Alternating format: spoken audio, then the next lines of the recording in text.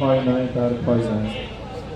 1971 সালের বাঙালি জাতি যখন বিজয়ের শেষ প্রান্তে, তারই সূত্র ধরে দুপচাঁচিয়া উপজেলা প্রশাসনের পক্ষ থেকে এখন স্মৃতি অম্লান চত্বরে প্রদীপ প্রজ্বলন করছেন অত্র উপজেলা সুযোগ্য নির্বাহী অফিসার জনাব মোহাম্মদ শাহরুখ খান স্যার, সঙ্গে অন্যান্য অফিসারবৃন্দ এবং দুপচাঁচিয়া ইউনিয়ন পরিষদের সদর চেয়ারম্যান সহ সাংবাদিকবৃন্দ, সুধীবৃন্দ এবং সম্মানিত উপস্থিতি।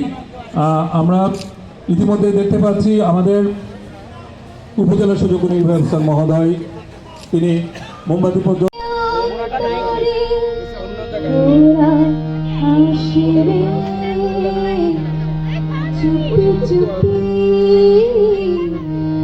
যারা এই দেশটাকে ভালোবেসে দিয়ে গেছে, ভালোবেসে দিয়ে গেছে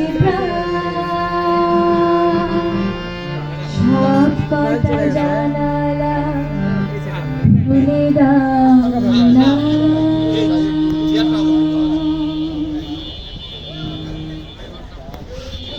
সম্মানিত সুধী, আজকের স্মৃতি অম্লান চত্বরে যে প্রদীপ প্রজ্বলন চলছে তার সংক্ষিপ্ত সাংস্কৃতিক অনুষ্ঠান পরিবেশনায় দুপচাঁচিয়া উপজেলা শিল্পকলা একাডেমি, জাসাস এবং কবিতার পাঠশালা উম্মে সাইমা শবনম এটা বসাই দাও, এটা কি?